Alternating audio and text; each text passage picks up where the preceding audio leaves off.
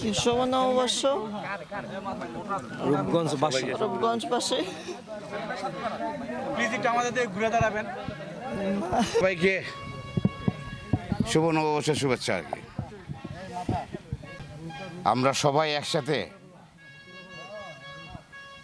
এই অত্যাচার থেকে আমরা মুক্তি নেবই।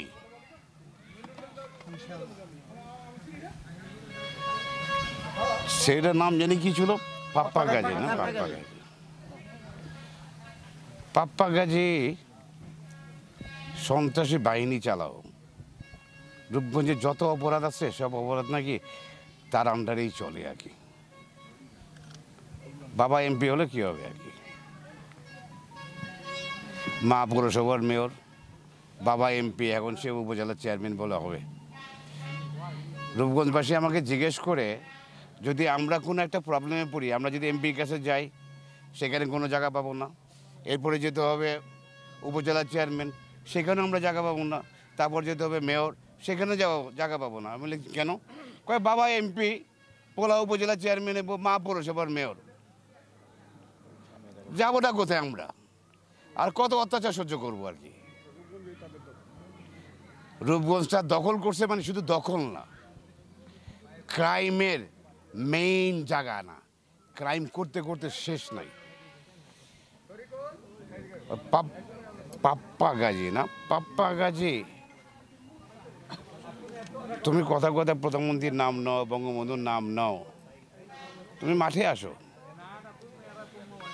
তোমার তো বাবা এমপি হয়েছে দেখে যে তুমি বাবার এমপি ক্ষমতায় যাসো, আসো মাঠে আসো, আমরা একা আসো।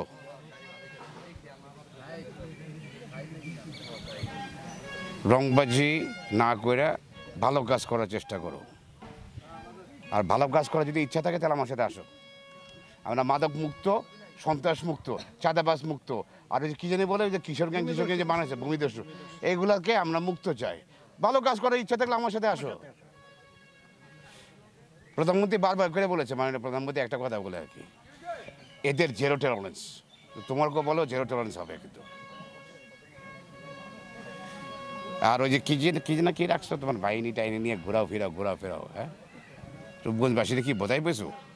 ওরা কি একদম বোধাই নাকি ওরা কি কিছু বোঝে না? হ্যাঁ, যেমন কিছু তেমন করবা। এইবার রূপগঞ্জবাসী দাঁড়াইছে কিন্তু, আর এইটা হবে পার্মানেন্ট দাঁড়াই। রংবাজি ছেড়ে দিয়া মানুষের ভালোবাসা শেখানোর চেষ্টা করো। পারবে না তুমি, এবার তোমার তো অহংকার। কয়েকদিন আগে আমাকে একটা লোক বলছে যে ঈদের কয়েকদিন আগে তুমি নাকি এক মুরব্বীরে বলছো, কি বলছো জানো? কয় শাহজাহানরে উড়াই দিছি, কয় আন্ডারে উড়াই দিছি, এবার প্রধানরে বলে উড়াই দিব আর কি।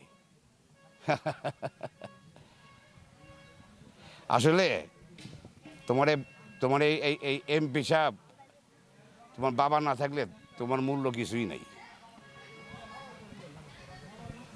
নিজে তো কিছু করতে পারো নাই, পারলে রাস্তায় দেখি যে কার কত শক্তি আছে।